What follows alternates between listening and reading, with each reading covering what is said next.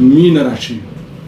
नमस्कार मंडळी, मी ज्योतिष महागुरु डॉक्टर पंकज शास्त्री घेवारे गुरुजी आपल्या सर्वांचं त्र्यंबक राज ज्योतिष या यूट्यूब चॅनलमध्ये मनापासून स्वागत करतो. आज आपण 2026 या वर्षातील सप्टेंबर महिन्यामध्ये होणारं ग्रहांचं राशी परिवर्तन आणि या राशी परिवर्तनाचा मीन राशीच्या जातकांवरती होणारा परिणाम या विषयाची माहिती पाहणार आहोत. या संपूर्ण सप्टेंबर महिन्यामध्ये काही ग्रहांचं राशी परिवर्तन होत आहे. यात प्रामुख्यानं 2 सप्टेंबर या दिवशी शुक्र ग्रह तुळा राशीमध्ये राशी परिवर्तन करून येतोय. 7 सप्टेंबर या दिवशी बुध ग्रह कन्या राशीमध्ये राशी परिवर्तन करून येतोय. 17 सप्टेंबर या दिवशी सूर्य ग्रह कन्या राशीमध्ये राशी परिवर्तन करून येतोय. 18 सप्टेंबर या दिवशी मंगळ ग्रह कर्क राशीमध्ये राशी परिवर्तन करून येतोय. 26 सप्टेंबर या दिवशी बुध ग्रह तुळा राशीमध्ये राशी परिवर्तन करून येतोय. या राशी परिवर्तनाचा मीन राशीच्या जातकांवरती होणारा परिणाम या विषयाची माहिती आपण पाहणार आहोत. प्रथम स्थान शनी ग्रह लग्नी आहे. तनुभाव या स्थानाचा स्वामी गुरु ग्रह पंचमामध्ये आपल्या उच्चतम अशा कर्क राशीमध्ये विराजमान आहे. त्यामुळे उच्च शिक्षणाचे योग, त्याचबरोबर शिक्षणातनं प्रगतीचा योग, त्याचबरोबर मीन राशीच्या जातकांसाठी स्पर्धा परीक्षेमध्ये मोठ्या यशाची प्राप्ती ही ज्योतिषशास्त्राच्या दृष्टीनं अतिशय उत्तम अशा योगांचे संकेत निर्माण करताना दिसते. द्वितीय स्थान धनस्थानाचा विचार करता स्वामी मंगळ ग्रह हा 18 सप्टेंबर पर्यंत चतुर्थामध्ये आहे. मग धनेश चतुर्थात म्हणजेच प्रॉपर्टीचे योग, जमीन जुमला घेण्याचे योग, वाहन घेण्याचे योग, वास्तू घेण्याचा योग दाखवतोय.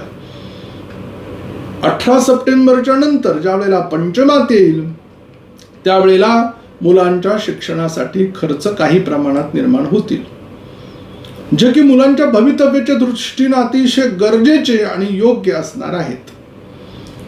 मुलांचे शिक्षण मनाप्रमाणे मीन राशीच्या जातकांचे होतील. तृतीय स्थान स्वामी शुक्र ग्रह हा अष्टम स्थानामध्ये स्वराशीचा आहे. विपरीत राजयोगा ते 2 सप्टेंबर पासून कष्ट करावे लागतील मान्य आहे, परंतु अचानक अकल्पित अशा धनाची प्राप्ती, एखाद्याला दिलेले पैसे आपण विसरून गेलो होतो त्यांना आणून देणं आणि आपल्याला अचानक आठवणं आणि आनंद निर्माण होणं अशा गोष्टी आहेत. त्यामुळे धनप्राप्तीच्या दृष्टीनं हा एक मोठा योग समजला जातो. त्याचबरोबर शेअर मार्केटमध्ये लॉटरी किंवा अन्य तत्सम गोष्टींमध्ये फायदा होण्याचे संकेत भृगु महर्षी सांगतात.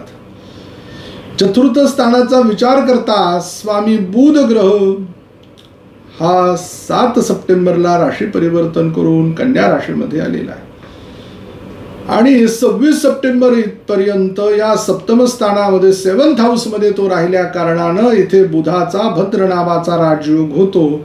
आईच्या नातेवाईकातील व्यक्तीबरोबर विवाह होण्याचा योग किंवा आईच्या गावाकडील व्यक्तीबरोबर विवाह होण्याचा योग दाखवतोय.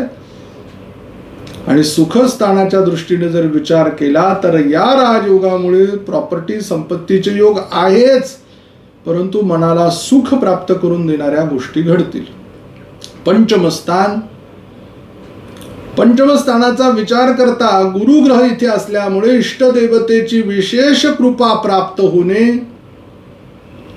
त्याचबरोबर संतान प्राप्तीच्या दृष्टीनं उत्तम असा अनुकूल योग तयार होणे आणि उच्च शिक्षणाचे योग उत्तम होणे याही गोष्टी उत्तम आहेत.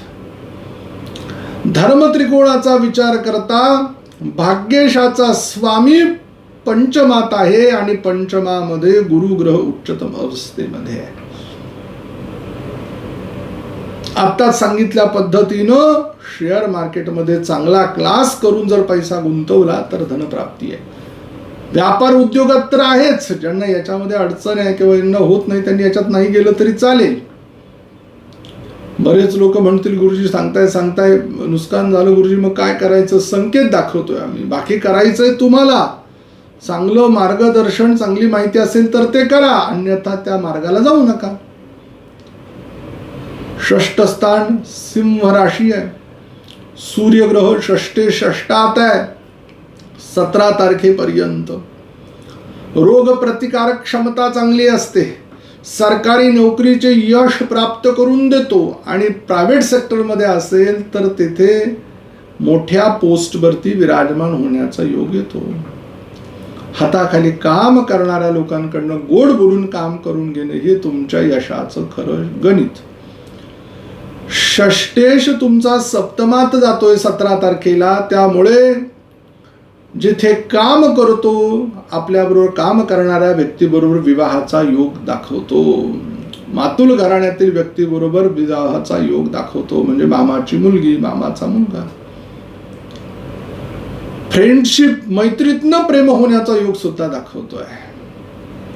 आणि बुधाचा भद्र योग असल्यामुळे आपला जो जीवनसाथी आहे प्रचंड बुद्धिमत्ता असलेला आहे. स्वतःच्या पायावरती उभा असलेला व्यक्ती आहे. आणि त्याचबरोबर जोडीदाराला चांगली नोकरी असल्यानं त्याचा व्यापार चांगला असल्यानं मीन राशीच्या लोकांची प्रगती ही वाढत जाते. प्लस होण्याचा योग आहे. मायनस नाहीच आहे तुम्ही कुठे. अजून एक शुभ गोष्ट म्हणजे अष्टमेश ही अष्टमामध्ये स्वराशीमध्ये विपरीत राजयोगात. काय विचारावं मीन राशीच्या जातकांचं सुख. कोर्ट केस कुठले काही दावे निकाल काही असेल सगळे तुमच्याच बाजूने लागतायत. प्रगती तुमची उत्तम होतेच आहे. त्याचबरोबर अचानक धनप्राप्तीचा योग पण आहे. भाग्यस्थान भाग्यशाचा स्वामी मंगळ ग्रह हा राशी परिवर्तन करतोय. आणि राशी परिवर्तन करत असताना 18 सप्टेंबरला तो मिथुनेतनं कर्केत येतोय. भाग्येश चतुर्थात आहे. भाग्याला सुखाची जोड आहे. म्हणजे दूरदेशी जाऊन प्रगती, दूरदेशी जाऊन जमीन प्रॉपर्टी घेण्याचा योग. आणि आधी आपण स्थिर तिथे होतोय नंतर आपण परिवाराला सुद्धा शिफ्ट करतोय हाही एक संकेत. दशमेश गुरु पंचमात आहे.